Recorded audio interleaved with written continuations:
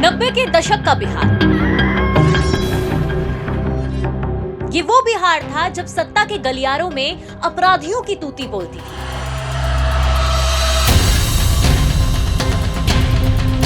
बिहार में जंगल राज की शुरुआत हो चुकी थी।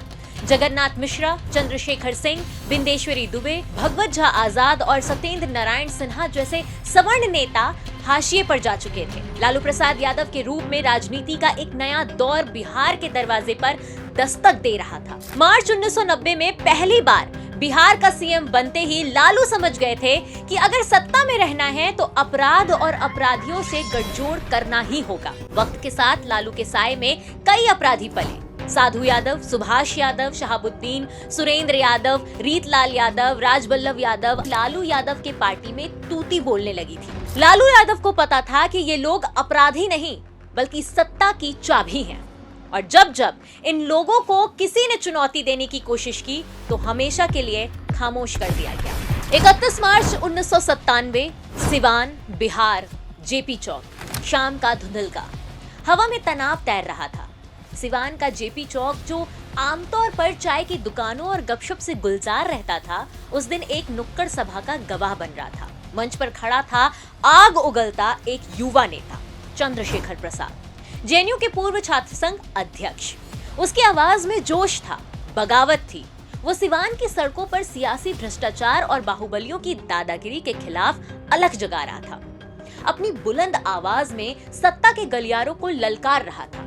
भीड़ उनके भाषण से प्रभावित थी, लेकिन कुछ आंखें जो भीड़ के किनारों पर थी, चंद्रशेखर को घूर रही थी।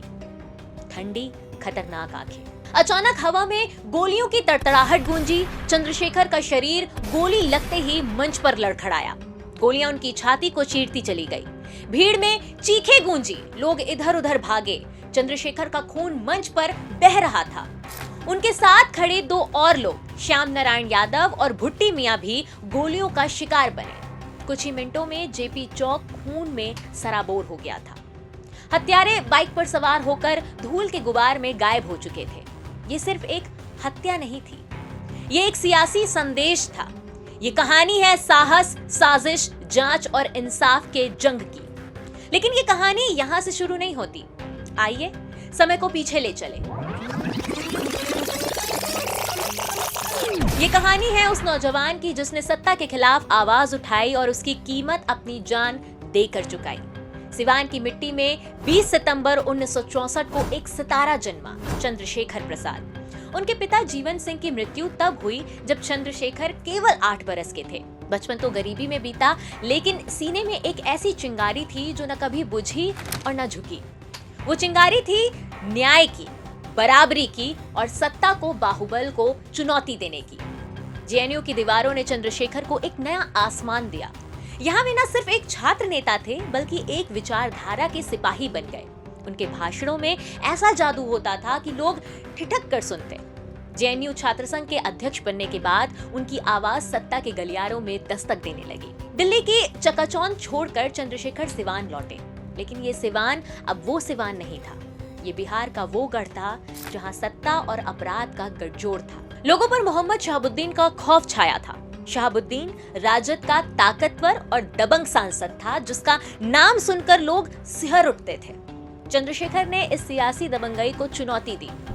उनकी रैलियां जनता में नई जान फूंक रही थी। वे शहाबुद्दीन के साम्राज्य को ललकार रहे थे और ये ललकार उनकी आखिरी सांस तक चली। वापस लौटते हैं उस काले दिन पर। 31 मार्च 1997 को सिवान के जेपी चौक पर चंद्रशेखर एक नुक्कड़ सभा को संबोधित कर रहे थे। उनकी आवाज में वही जोश था जो जनता को झकझोरता था। लेकिन कुछ ही पल में गोलियों की आवाज ने उनकी आवाज को हमेशा के लिए खामोश कर दिया। इस हत्या के लिए मोहम्मद शहाबुद्दीन को जिम्मेदार ठहराया गया। शहाबुद्दीन, जो उस समय लालू यादव की पार्टी से सांसद था, जिसने इन पूरे आरोपों को खारिज किया।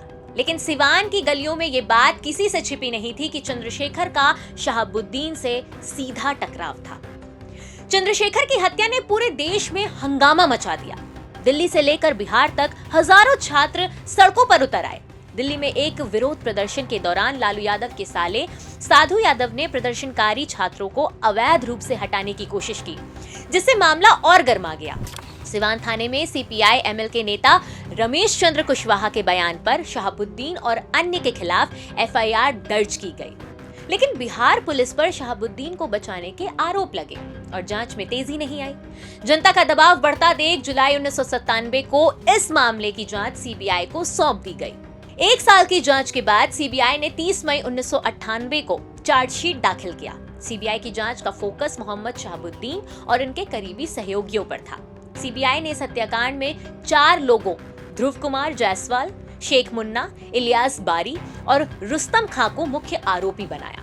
लेकिन सवाल ये था, क्या ये हत्या सिर्फ इन 4 लोगों का काम था या इसके पीछे कोई बड़ा सियासी षड्यंत्र था?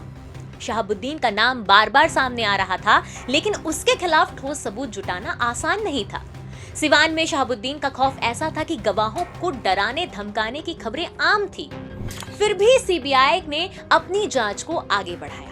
पटना की सीबीआई विशेष अदालत में जस्टिस धीरेन्द्र कुमार पांडे ने 20 मार्च 2012 को ध्रुव कुमार जायसवाल, शेख मुन्ना और इलियास बारी को भारतीय दंड संहिता की धारा 302 हत्या, 307 हत्या का प्रयास, 120 बी आपराधिक षड्यंत्र और सशस्त्र अधिनियम की धारा 27 के तहत दोषी करार दिया।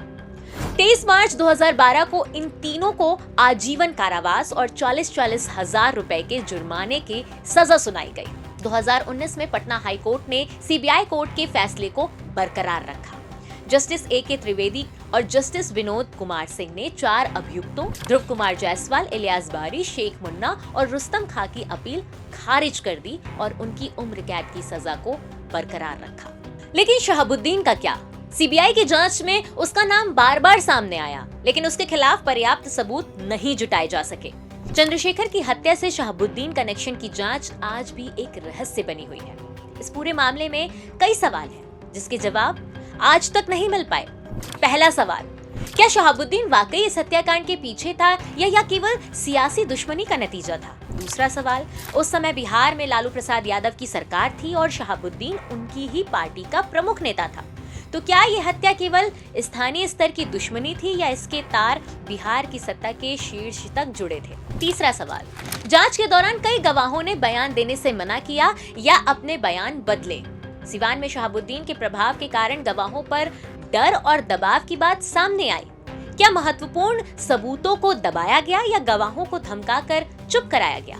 चौथा सवाल, हत्या के बाद स्थानीय पुलिस पर शहाबुद्दीन के प्रभावों में होने के गंभीर आरोप लगे। प्रारंभिक जांच में देरी और लापरवाही के कारण मामला सीबीआई को सौंपा गया। क्या स्थानीय पुलिस ने जानबूझकर जांच को प्रभावित किया?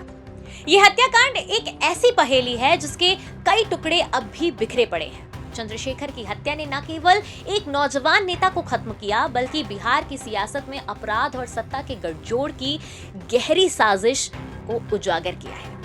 लेकिन इन अनसुलझे सवालों ने इस कहानी को एक सस्पेंस थ्रिलर की तरह बना दिया है, जहां हर जवाब के पीछे एक नया सवाल छिपा है। क्या सच कभी पूरी तरह सामने आएगा या यह कहानी हमेशा सायों में डूबी रहेगी?